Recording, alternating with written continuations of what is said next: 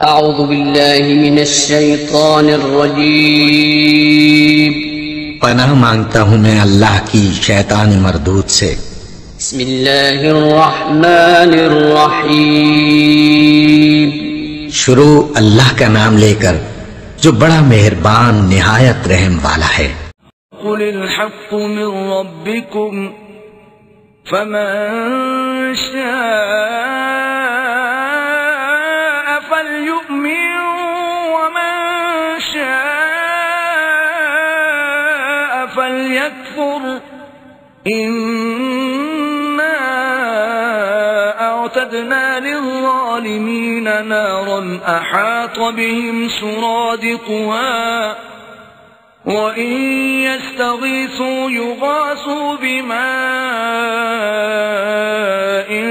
कल्मुहलि यशविल वुजूह बि'सश्शराब वसाअत मुर्तफक़ा।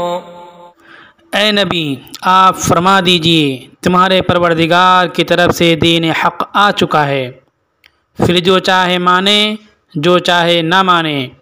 बेशक हमने तो ज़ालिमों के लिए आग तैयार कर रखी है, आग की कनातें उसको घेरे रहेंगी, और अगर वो फरियाद करेंगे तो उनको तेल की तिलछट की तरह का पानी दिया जाएगा जो चेहरे भून डालेगा। क्या ही बुरी ये पेनी की चीज़ होगी और क्या ही बुरी होगी ये क़यामगाह। इन्नल्लज़ीना आमनू व अमिलुस्सालिहाति इन्ना ला नुज़ीअु अज्र मन अहसन अमला। यकीनन जो लोग ईमान लाए और नेक अमल किया तो हम ऐसे लोगों का अज्र ज़ाया नहीं करेंगे जिन्होंने अच्छे काम किए हों।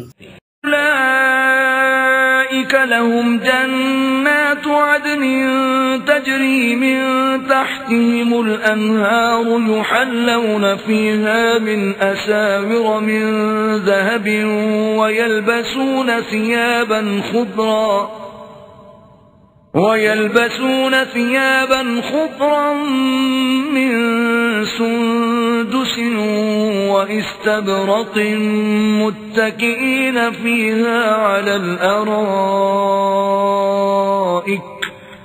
निअमस्सवाब व हसनत मुर्तफ़क़ा। ऐसे लोगों के लिए हमेशा रहने वाले बाग हैं, उनके नीचे नहरें रवां होंगी। जन्नत में उनको सोने के कंगन पहनाए जाएंगे, वो बारीक और दबीज़ रेशम के कपड़े पहनेंगे, पलंगों पर तकिया लगाए हुए बैठे होंगे। क्या ही अच्छा बदला है, क्या ही अच्छी है ये रहने की जगह। ये सूरह कहफ की आयत नंबर 29 से 31 तक आयतें हैं। असहाब कहफ का वाक़या मुकम्मल होने के बाद दावत और तबलीग के उसूल और ज़ाब्तों के ताल्लुक़ से अल्लाह ताला की तरफ से रसूलुल्लाह सल्लल्लाहु अलैहि वसल्लम को हिदायत दी जा रही हैं कि कमज़ोर बिरादरियाँ, गरीब, पसमानदा, मेहनतकश, इन लोगों को हक़ीर नहीं समझना चाहिए और इन लोगों को छोड़ करके बहुत ज़्यादा बड़े लोगों की तरफ ललचाई हुई नज़रों से नहीं देखना चाहिए, बल्कि दीन को जिस तरह से हमारी अक़्ल के मुताबिक बड़े मालदार नेता और साहिब हैसियत लोगों के ज़रिए से रौनक मिल सकती है, अल्लाह ताला उसी तरह से गरीबों, मेहनतकशों, मज़दूरों और कमज़ोरों के ज़रिए से दीन को रौनक और इज़्ज़त और इफ्तिखार अता फ़रमाएँगे। इसलिए अल्लाह सल्लल्लाहु अलैहि वसल्लम को हिदायत की गई कि आप उन लोगों के साथ अपने आप को रोके रखिए, मुक़य्यद रखिए जो लोग सुबह शाम आपका ज़िक्र अज़कार करते हैं, और ये बड़े लोग जो चाहते हैं कि गरीबों, कमज़ोरों को, इन लोगों को छोड़ दो, तो ऐसा हरगिज़ मत करो। अगर आपने मालदारों को, बड़े लोगों को देख करके इन गरीबों, कमज़ोरों की तरफ से अपनी आँखों को फेर लिया और दीन के मामले में कुछ नरमी, तसाहुल अख्तियार किया, तो आपका रिश्ता अल्लाह से टूट जाएगा और इसी के साथ ये लोग भी तुम्हारे काम नहीं आएंगे, कोई भी तुम्हारा हामी मददगार नहीं होगा। अल्लाह ताला रसूलुल्लाह सल्लल्लाहु अलैहि वसल्लम को हिदायत फरमा रहे हैं। आप सल्लल्लाहु अलैहि वसल्लम के ज़रिए से पूरी उम्मत को हिदायत की जा रही है कि ख़बरदार ख़बरदार, किसी को गरीब, कमज़ोर समझ करके नज़रअंदाज मत करना, किसी को साहिब हैसियत और बड़ा सोच करके हालात में आ करके तुम दीन के किसी मामले को छोड़ना मत और नरमी ना अख्तियार करना दीन के मामले में। आमतौर पर मुसलसल हम लोग ये गलती करते रहे कि कमज़ोरों को नज़रअंदाज करते रहे, बड़े लोगों की तो ललचाई हुई नज़रों से देखते हैं कि वो दीन में आ जाएं, दीन की बात मान लेंगे तो दीन को रौनक मिल जाएगी। अल्लाह ने बतला दिया कि नहीं, दीन की रौनक इस तरह से नहीं आती। दीन की रौनक तालिबीन के ज़रिए से आती है। जिन लोगों के दिल में दीन की आज़मत है, दीन की तलब है, वो कितने गरीब हों, कितने कमज़ोर हों, कितने पसमानदा हों, अल्लाह ताला उनके ज़रिए से उनको भी इज़्ज़त देगा, दीन को भी रौनक देगा, दीन को भी तहफ़्फ़ुज़ अता फ़रमाएगा। वस्बिर नफ्सका मअल्लज़ीना यदून रब्बहुम बिलग़दाति वल-अशी, ये बात रह गई थी कि उन लोगों के साथ अपने आप को मुक़य्यद रखिए जो लोग सुबह शाम अल्लाह ताला को पुकारते हैं और अल्लाह ताला का रिज़ा चाहते हैं। मुक़य्यद रसूलुल्लाह सल्लल्लाहु अलैहि वसल्लम को ये बात कही जा रही है। उनके मुकाबले में जो लोग दीन की तलब नहीं रखते हैं और बज़ाहिर दुनियावी लिहाज से बड़ी शान और शौकत के मालिक हैं, उनको छोड़ करके इन लोगों के साथ, तफसीर में आता है यहाँ इसमें भी लिखी हुई बात कि उनके कपड़ों से स्मेल आ रही थी, कपड़े उनके मैले थे, जो बैठे हुए थे मेहनत कश लोग थे, लेकिन फिर भी इनके साथ आप सल्लम को रहने का हुक्म दिया जा रहा है। आज के दौर में ये मजलिस कहाँ मिलेगी हमको? जुमा के खुतबों में बयान कर चुका हूँ कि ये मजलिसें खानकाहों में मिलती हैं या मदरसों में मिलती हैं या सुबह शाम मकातिब चलते हैं वहाँ मजलिस मिलती है। कि मदरसों के अंदर, मकतब के अंदर एक निज़ाम होता है कि जिन बच्चों का नाम लिखा हुआ है, जो बराबर हाजिर होते हैं, पाबंदी करते हैं, वही बच्चे आ सकते हैं, दूसरे लोग नहीं जा सकते। का हुक्म है कि ऐसे लोगों के साथ अपने आप को मुक़य्यद रखिए। मुक़य्यद तर्जमा मैंने बतलाया था, एक तर्जमा मुक़य्यद अपने आप को क़ैद, जिस तरह जेल में कमरों में बंद रखा जाता है, इस तरह से बंद मुक़य्यद का मतलब होता है। तो दूसरा वस्बिर, उनके साथ अपने आप को रोके रखिए। तो ये वैसी मजलिस कहाँ मिलेगी? हम और आप सोचें, गौर करें, ढूंढें ऐसी मजलिस कहाँ मिलेगी जो सुबह शाम अल्लाह की रज़ा के लिए ज़िक्र और अज़कार में लगे रहते हैं, सुबह शाम ज़िक्र किया करते हैं, इबादतों में अपने आप को मसरूफ़ रखते हैं। हमारी नज़र में तबलीगी जमात से बेहतर कोई मजलिस आपको नहीं मिल सकती है इस आयत पर अमल करने के लिए। इसलिए जहाँ हम बहुत सारे काम करते हैं, होटलों में बैठे रहते हैं, चौराहों पर बैठे रहते हैं, वाही तबाही में अपने औक़ात को ज़ाया कर देते हैं, थोड़ा सा अल्लाह की रज़ा के लिए अल्लाह का हुक्म जान करके अगर जमात का निज़ाम कहीं चल रहा हो, कहीं हो, तो वहाँ हम शरीक हो जाएं, उनके साथ बैठ जाया करें, अल्लाह के इस हुक्म पर अमल हो जाएगा। ये लोग सुबह शाम वाकई अल्लाह का ज़िक्र किया करते हैं और इतने खुलूस और इलाहियत के साथ अल्लाह का ज़िक्र करते हैं कि हमारे दिल धुल जाएंगे, हमारी रूहें पाक हो जाएंगी। इसलिए कुछ न कुछ मौका हमको निकालना चाहिए। इधर उधर वक्त गुज़र जाता है, वक्त ख़त्म हो जाता है, थोड़ी देर बैठ जाएंगे तो हमारा वो कुछ छीन नहीं लेंगे, हमारा कुछ नुकसान नहीं हो जाएगा, अल्लाह के हुक्म पर अमल हो जाएगा। तो यहाँ तक ये बात आ गई थी कि गरीबों को नज़रअंदाज ना करें मालदारों के चक्कर में। जो दीन का तलबगार है, आप उसके साथ अपने आप को लगाए रखिए। अब उसके बाद दावत की बात आई कि आप फरमा दीजिए तुम्हारे परवरदिगार की तरफ से दीन हक़ आ चुका है।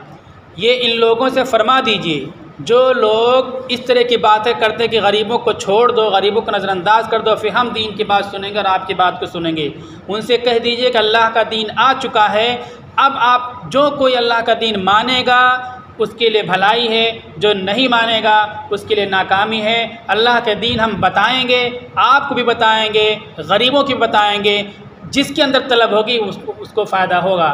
आपके अंदर तलब नहीं है, कोई ज़रूरत नहीं है, इनके अंदर तलब है, हम इनको बताएंगे। तो ये आपको अल्लाह ताला ने कहा कि आप कहिए, हक़ बात को कहिए। ये एक अल्लाह का हुक्म है कि हक़ बात को, अल्लाह के हुक्म को, अल्लाह की बात को, नबी के फरमान को, नबी की सीरत को, इस्लाम को बोलते रहो, बोलते रहो, कहते रहो। ये कहने का हुक्म है, अल्लाह के नबी को हुक्म है। नबी सल्लल्लाहु अलैहि वसल्लम जब मैं हज्जतुल वदा के मौके पर आखिरी खुतबा फरमा रहे थे तो उस वक्त फरमाया था, फलियुबल्लिगु शाहिदुल गाइबा, यहाँ जो लोग मौजूद हैं हमारी बात को गैर मौजूद लोगों तक पहुँचा दें। गैर मौजूद से मतलब ये था कि उस मजलिस में जो लोग नहीं है, दुनिया के दूसरे मकामात पे हैं, वहाँ पहुँचा दें। दूसरा मतलब ये है कि आइंदा इस वक्त इंसानी आबादी जो मौजूद है, इसके अलावा आइंदा जो नस्लें आ रही हैं वो अभी नहीं मौजूद हैं, उन तक हमारी बात को पहुंचा दो। और पहुंचाने के लिए बहुत ज़्यादा इल्म की ज़रूरत नहीं है। तुम में से कोई एक बात हमारी जानता है, हमारी उस एक बात तक दोस्तों, हमारी उस एक बात को दोस्तों तक पहुंचा दो। शराब पीना हराम है बता दो, जुआ खेलना हराम है बता दो, शिर्क करना गुनाह है बता दो, बदनिगाही करना गुनाह है बता दो। एक बात तुम जानते हो तो उस एक बात को दोस्तों तक पहुंचाओ। ये ज़िम्मेदारी अल्लाह के नबी सल्लल्लाहु अलैहि वसल्लम ने मैदान हज्जतुल वदा के मौके पर दी थी। अल्लाह ने हुक्म दिया कि हक़ बात को कहो। हक़ बात को कहने का मतलब ये है कि हक़ बात को हक़ तरीक़े पर कहा जाए, उसका मौका महल नज़ाकत देख कर के हक़ बात को कही जाए। बहुत से लोग ऐसा होता है कि एक मजलिस होती है, एक मौका होता है, उसमें एक ही बात धुन पे जहन पे सवार होती, बोलते रहते हैं। इंसान किस सूरत हाल में गिरफ़्तार है, कौन सी उसकी क्या सूरत है, उसका इल्म नहीं होता। मौका महल की नज़ाकत नहीं देखते। मौका महल की नज़ाकत देख करके कहो। शिर्क दुनिया में अल्लाह के नज़दीक सबसे बड़ा अपराध, सबसे बड़ा जुर्म है। शिर्क से बड़ा कोई जुर्म, कोई अपराध नहीं है। मक्का के अंदर शिर्क हो रहा है, काबा के अंदर बुत रखे हुए हैं। रसूलुल्लाह सल्लल्लाहु अलैहि वसल्लम तौहीद की दावत देना चाहते हैं।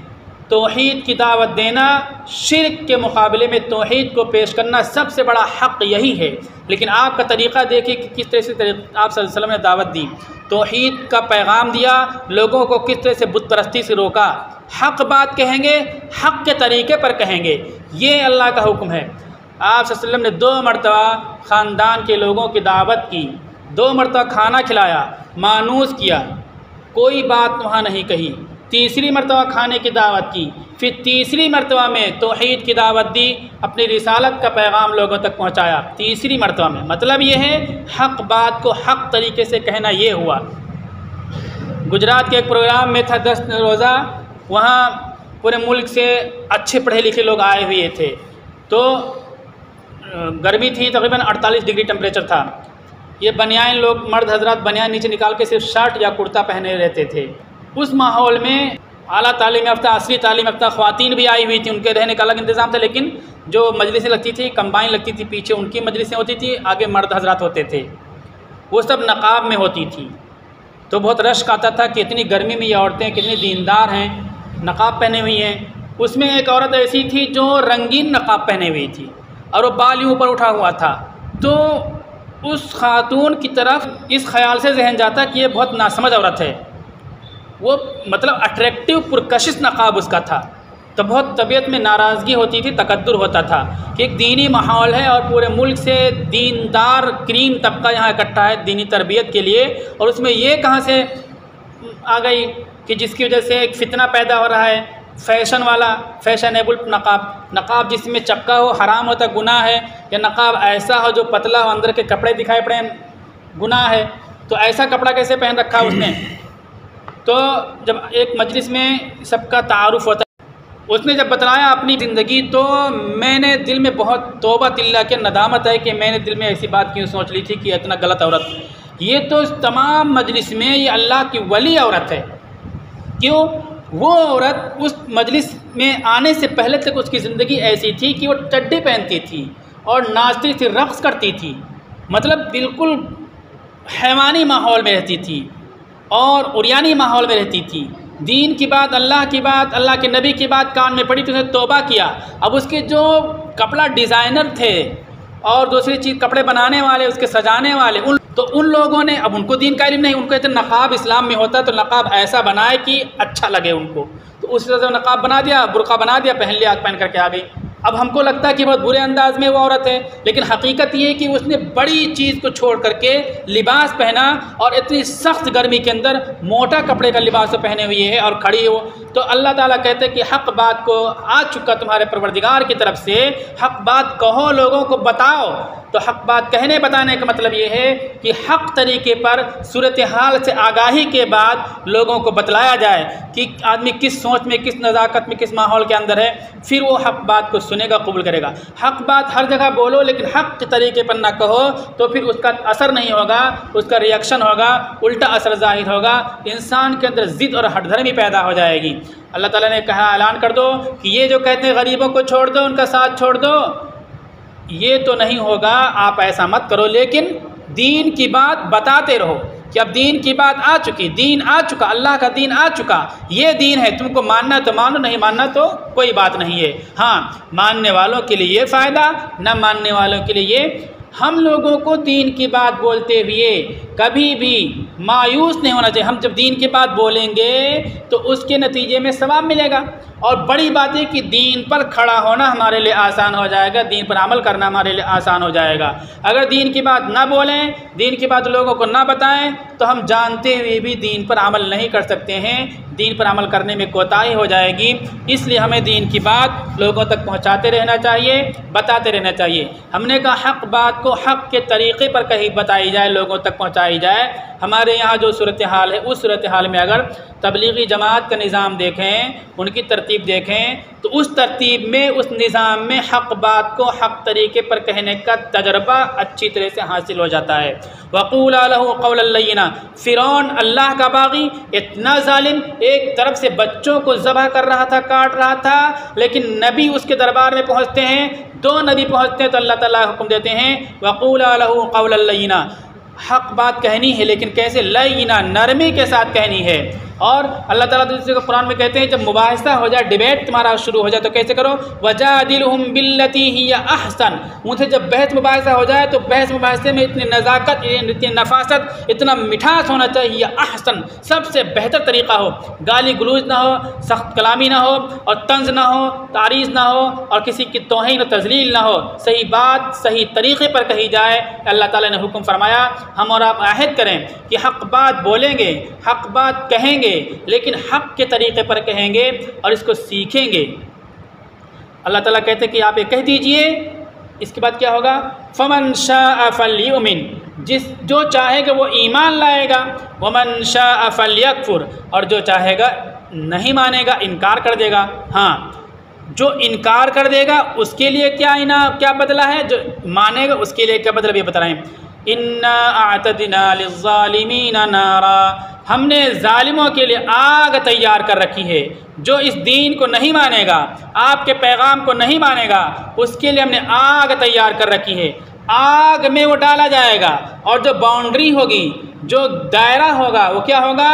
अहात बिहिम सुरादिक़ुहा, उसकी कनातें आग से घिरी हुई होंगी, चारों तरफ दीवार जो होगी, उसकी जो बाउंड्री होगी वो भी आग से घिरी हुई होगी। वो सोचते किनारे चले जाए, वहाँ राहत मिल जाएगी, तो वहाँ भी आग होगी और आग सब तरफ होगी। वइन यस्तगीसू युगासू बिमाइन कलमुहल, और जब वो पानी मांगेंगे तो उनको पानी दिया जाएगा कलमुहल, मुहल की तरह से। मुहल किसको कहते हैं? हज़रत अब्दुल्लाह इब्न अब्बास रज़ी अल्लाह ताला उन्होंने तेल की तलछट से तर्जमा किया। तेल जो खाना पहले बर्तन में लोग रखते थे, बचा हुआ खाना, फिर उसमें तेल जम जाता था कचड़ा जैसा, उसको मुहल बोलते हैं अरबी में। दूसरा, हज़रत इमाम मुजाहिद रहमतुल्लाह ने कहा खून और पीप मुराद है। हज़रत ज़हाक ने कहा काला पानी होगा। देखो समंदर में पानी बहुत से तरीके का होता है, समंदर में वो पानी कोई पी नहीं सकता है, पानी का समंदर है लेकिन वो पी नहीं सकता। हज़रत अबू उबैदा ने लिखा कि लोहा तांबा वगैरह के सयाल को मुहल कहते हैं। लोहा को गला दो, तांबे को गला दो, लिक्विड बना दो, अब वो पीने लगे तो बहुत आग ही होता है, आग से भी बहुत तेज़ होता है वो।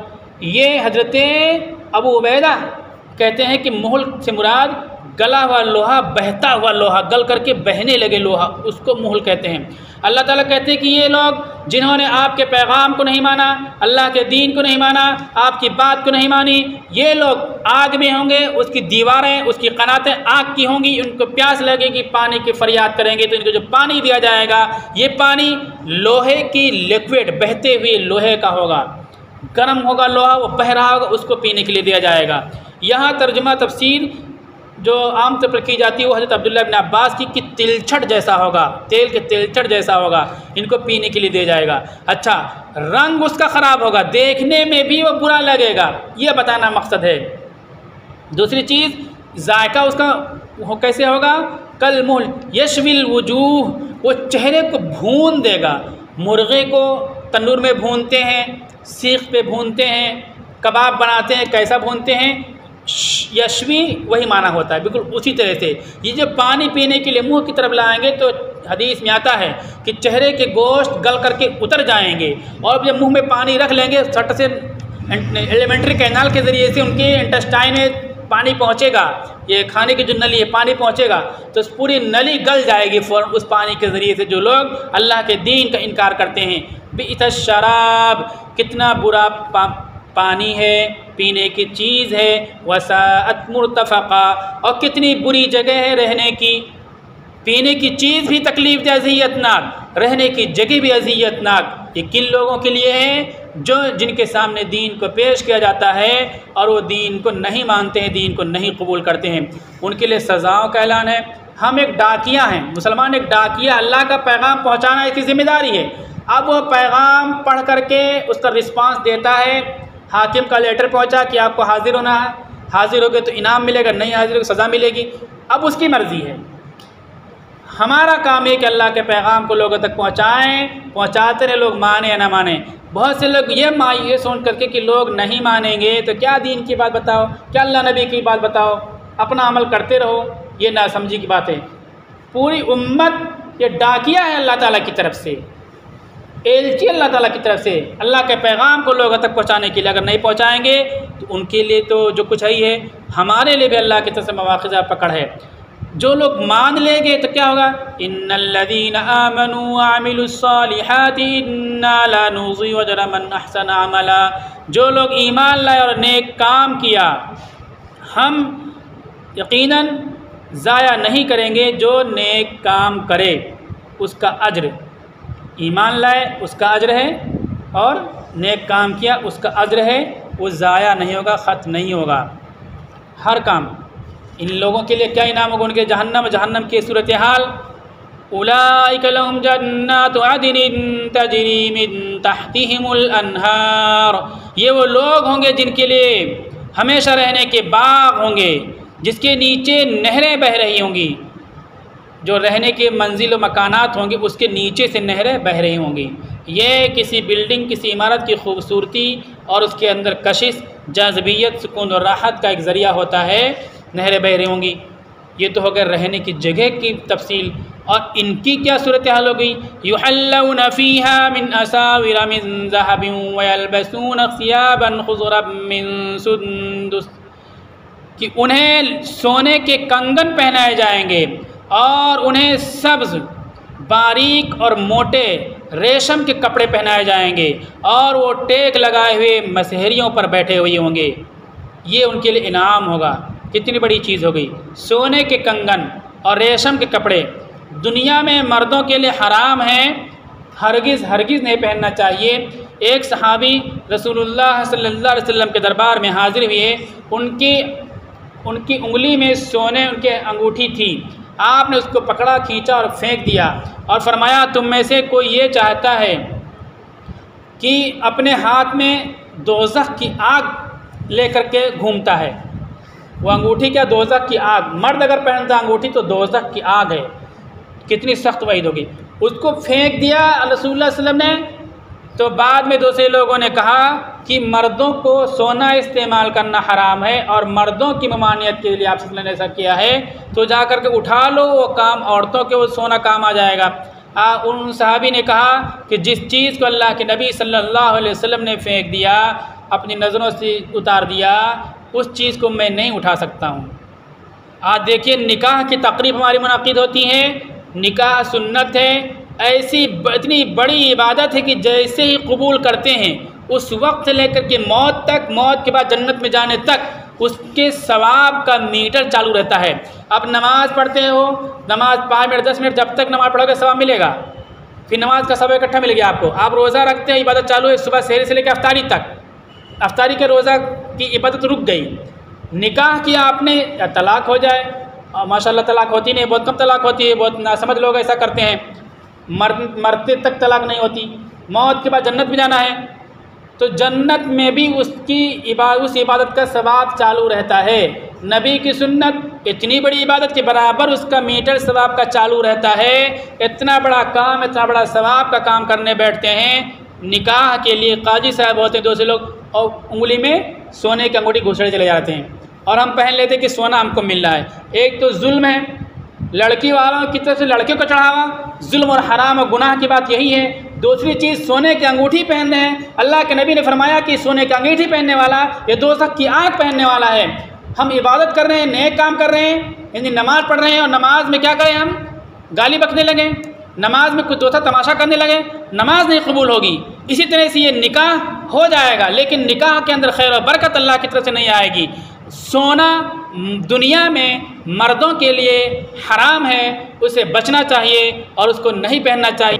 रेशम के कपड़े मर्दों के लिए हराम हैं दुनिया के अंदर, लेकिन आखिरत में ये चीज़ मर्दों के लिए हराम नहीं होगी, बल्कि मर्दों की शान, उनकी शौकत और उनकी तज़ीनकारी का एक ज़रिया अल्लाह ताला बनाएंगे। बहुत सी चीज़ें ऐसी होती कि एक जगह बुरी होती हैं, दूसरी जगह वो अच्छी हो जाती हैं। मसलन हमारे यहाँ खूबसूरती की क्या तारीफ़ है, खूबसूरती की तारीफ़ की रंग सफ़ेद हो, रेडनेस हो और इस तरह से मुख्तलिफ़ चीज़ें की जाती हैं, लेकिन इधर सूडान वगैरह के इलाके में ब्लैकनेस, कालापन को ब्यूटिशन की डेफिनेशन माना जाता है कि ये चीज़ ये ब्यूटीफुल है, ये खूबसूरत है। तो एक चीज़ एक जगह अच्छी मानी जाती है, दूसरी जगह बुरी होती है, वो चीज़ दूसरी जगह बुरी होती है, तीसरी जगह अच्छी होती है। दुनिया में मर्दों के लिए सोना बुरा है, सोने का इस्तेमाल गुनाह है, रेशम का इस्तेमाल गुनाह है, नाजायज़ है, लेकिन आखिरत में उसके लिए पसंदीदा महबूब मरगूब चीज़ होगी। जो अल्लाह का हुक्म मानेगा, अल्लाह के दीन को मानेगा, उसके लिए जन्नत होंगे, जन्नत में के बागात होंगे, बागात में नहरें होंगी, सोने के कंगन होंगे और रेशम के कपड़े होंगे। और मुत्तकीन फ़ीहा अलल अराइक, इन बागात में, इन लिबासों में वो तकी मसहरियों पर टेक लगाए बैठे होंगे। अल्लाह ताला कहते हैं निअमत सवाब, कितनी अच्छी चीज़ है ये, वह सुनत मुर्तफ़क़ा, और कितना अच्छा ठिकाना है ये। तो अब हम लोगों के लिए क्या चीज़ है कि हम लोगों ने अल्लाह की बात को सुनी, अल्लाह के नबी की बात को सुनी, कुरान को सुना, हम ईमान लाए, इस पर हमारा यकीन है। हम लोगों के लिए चीज़ें हैं, इनामात मिल के रहेंगी इंशाअल्लाह, लेकिन जो एक फ़र्ज़ आयद होता है हमारे ऊपर, कहिए ये हक़ तुम्हारे परवरदिगार की तरफ से है। अल्लाह के नबी को कहा जा रहा है, अल्लाह के नबी के बाद हम लोगों से कहा जा रहा है कि अल्लाह के दीन को लोगों तक पहुंचाते रहें, लोगों को बताते रहें। इस चीज़ को अदा करना ज़रूरी है। अगर हम ये काम करेंगे तो हमारे मकाम और मर्तबे में इजाफ़ा होगा, हमारे ईमान में इजाफ़ा होगा, दीन पर खड़ा होना हमारे लिए आसान होगा और दीन को रौनक मिलेगी। दीन की रौनक का ज़रिया हम बन जाएंगे। हम नहीं कहेंगे, हम नहीं बोलेंगे तो अल्लाह ताला दूसरों को खड़ा करेंगे, दूसरों के ज़रिए से अल्लाह ताला दीन को रौनक अता फरमाएंगे। इसलिए हम अपने फ़र्ज़ को समझें, अपने फ़र्ज़ को पहचानें और दीन की बोली बोलना शुरू करें।